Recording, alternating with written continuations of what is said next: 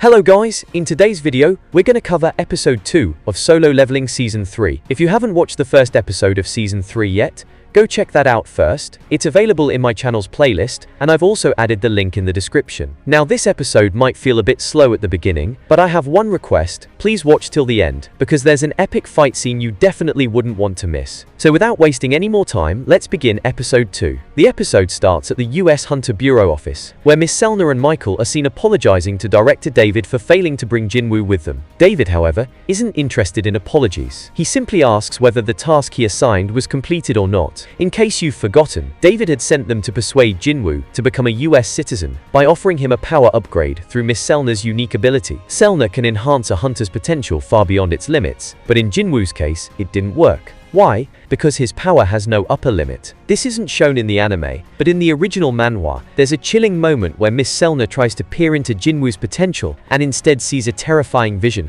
a vast army of shadows behind him, and a monstrous figure looking down on her as if she were an insect. That overwhelming presence made her tremble in fear, and since then, she hasn't been able to forget what she saw. This explains why she's still visibly shaken while reporting to David. David, staying calm, says, "If that's how it is, fine. We'll find another way." He then takes Michael with him to the 24th floor of the building. On the way, he asks Michael if he remembers when the first S-rank gate opened. Michael responds, "Of course, how could I forget? That dungeon break destroyed all of West America. S-rank hunters from around the world had to join forces in that raid. Thousands of top-tier hunters died, and only 5 survived. Together, those 5 managed to defeat the boss monster. That's how they earned the title of national-level hunters." We then learn that the boss of that dungeon was a dragon named Kamish. His flames were so terrifying that no one could extinguish them. David and Michael reach the 24th floor, where a massive gate opens, revealing a powerful rune stone that belonged to Kamish. David's plan is to gift this rune stone to Jinwoo in hopes of convincing him to become a US citizen. Since it can only be used by mage-type hunters, it's a perfect fit for Jinwoo.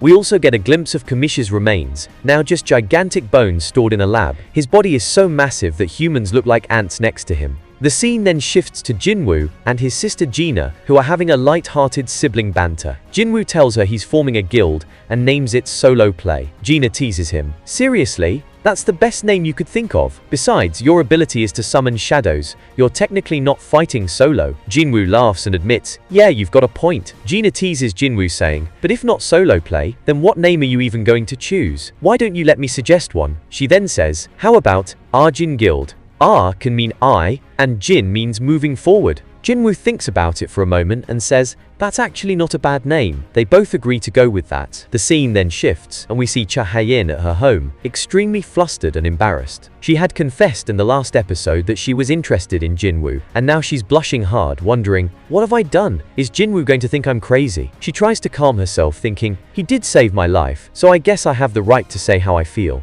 But then another thought crosses her mind. Technically, it was Min Byung who healed me and saved me. Suddenly, she recalls something strange. Back when she was nearly killed during the Jeju Island raid, she had heard a mysterious voice in her mind. It was Min Byung's voice, speaking to her telepathically, saying, "Please tell Jinwoo that he must be careful with his powers." After that, the voice vanished. This memory leaves her even more confused but also concerned. The scene transitions again, this time to the headquarters of the Night Guild. The guild master, Park Jong-soo, and his team are discussing a recently opened A-rank gate near their HQ. However, they haven't received clearance to enter it yet. Why? Because the Night Guild doesn't have a single S-rank hunter. Despite this, they're still considered one of Korea's top 5 guilds due to their large number of A-rank hunters. The authorities told them they can't raid the dungeon alone, they'll need to partner with another guild. But this puts Park and his team in a dilemma. If they ask for help, their reputation might take a hit. People might say, "Wow, the Night Guild can't even handle an A-rank gate on their own?" As they're stressing over this, one of their healers, also an A-rank, suggests an idea. He says, "If we can't bring in an entire guild, why not just ask a single hunter for help?" Park is skeptical. How can one hunter help us clear an entire A-rank gate? But then it hits him. There is one hunter who could do it, Sung Jinwoo. They immediately decide to visit him at his office. Meanwhile, Jinwoo is shown talking to Jinho. He asks, "So what do you think about the name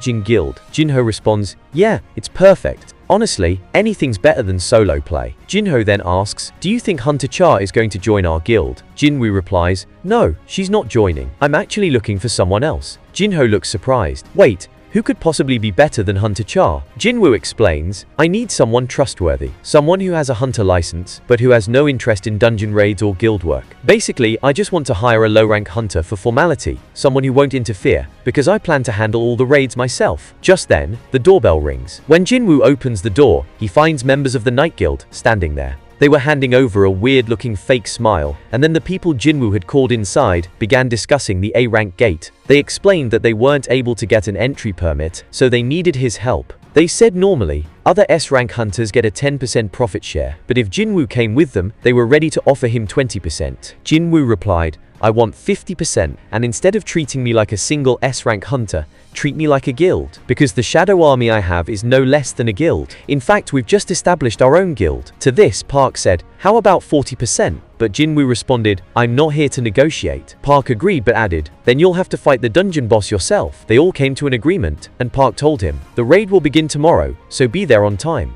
As they were about to leave, a hunter from the Night Guild noticed Jinwoo's shadow move slightly. He told Park about it, but Park brushed it off, saying, did you already start drinking? How can someone's shadow move on its own? In reality, Jinwoo had left one of his shadow soldiers with them. Then everyone left, and Jinwoo went to spend time with his family. The next day, the raid was about to begin. The Night Guild was fully ready and waiting outside the gate, but Jinwoo hadn't arrived yet. They were getting worried he might be late, with only 5 minutes left before the raid started. Meanwhile, Jinwoo was wondering why the weather was so bad today, but noticing the time, he used his shadow exchange and instantly appeared near the gate. There was a huge crowd there, full of fans who surrounded Jinwoo and started asking him questions, but the Night Guild hunters came and escorted him away. Then Park arrived and announced that he would be the raid leader for today. They all started entering the gate. Then the scene shifted to Jinwoo's sister's school. Some students were sent by a teacher to bring art supplies from the school's storeroom. When they entered, it was extremely dusty and messy, since the room had been closed for a long time. Suddenly, they spotted a dungeon gate inside. 2 students got scared and backed off, but one boy, acting over smart, walked right up to the gate and laughed at the others, calling them cowards. He said, this is just a closed gate, there's no danger, only hunters can go in and out of it. Monsters can't come out yet, the gate will take a week to fully open. If the dungeon boss isn't defeated within that week, a dungeon break will occur, and the monsters will spill out into the real world. But just as he finishes his sentence, a monstrous hand suddenly reaches out from inside the gate and grabs his head, crushing it instantly. The 2 other students watching this scene are horrified. Panic-stricken, they try to run, but the monsters catch and kill them too. More monsters begin to emerge from the gate, and soon they start rampaging through the school, smashing windows, breaking doors, and attacking students one by one. In the chaos, one girl barely manages to survive. She hides inside the bathroom and quickly calls the Hunter Association. Trembling with fear, she reports, there are monsters inside the school. The Hunter Association operator tries to calm her down and says, don't worry, just stay hidden and safe. We're dispatching hunters immediately. You'll be fine.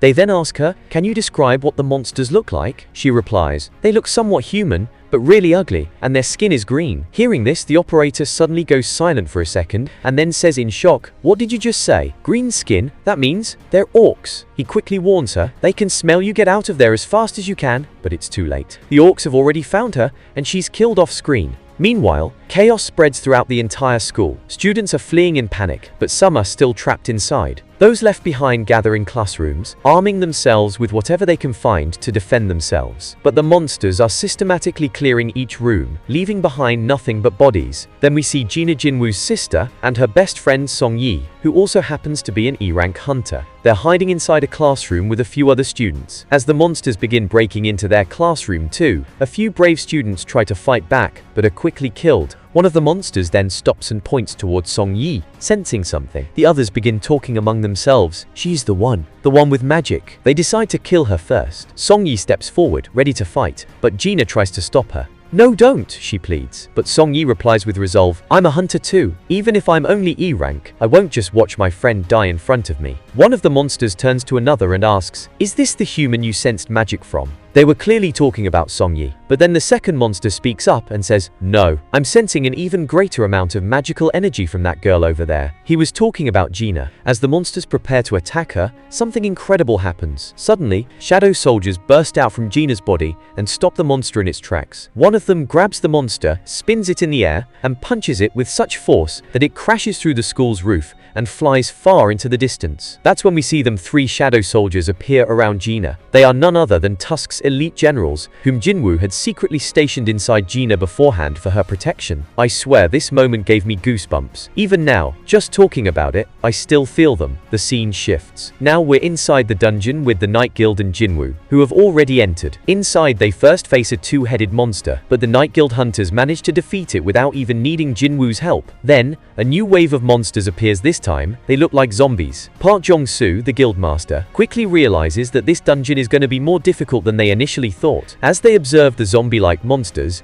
they notice something strange. The monsters aren't moving, they're just standing still. This isn't normal. Undead monsters usually attack as soon as they spot someone, but these ones, they're just frozen in place. Meanwhile, Jinwoo is feeling slightly disappointed. Where are all the high-ranking monsters? Maybe I overestimated this dungeon, he thinks. But then suddenly, he senses something. The shadow soldiers he had placed inside Gina are in battle. Jinwoo instantly understands. Gina is in danger. His expression changes. He becomes serious and immediately turns to Park and says, "I need to leave right now. Something urgent came up. You handle things here." Park looks at him in disbelief and says, "What are you saying? There are so many high-level monsters here. This could be dangerous for our team. We might even die. And what about the agreement between us?" Jinwoo replies calmly, "All right, I'll do something. I'll leave someone behind, someone you can trust just as much as you trust me. Now you tell me in the comments, who do you think Jinwoo is talking about?" Jinwoo then says, "He'll handle everything here in my place." And with that, he summons Beru, his most powerful shadow soldier. He turns to Beru and says,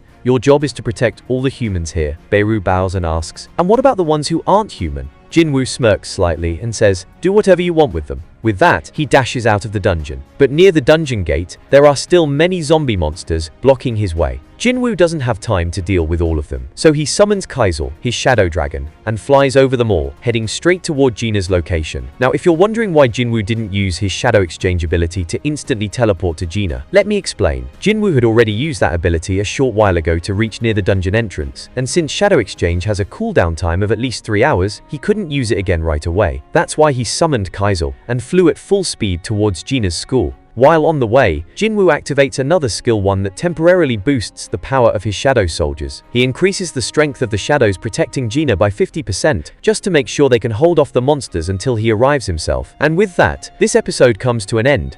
Alright then, that's it for today. If you enjoyed the video, drop a like. If you want more content like this, subscribe to the channel. And don't forget to comment and share your feedback. I read every comment and it really helps. Also, if possible, share the video with others too. See you in the next episode. Bye!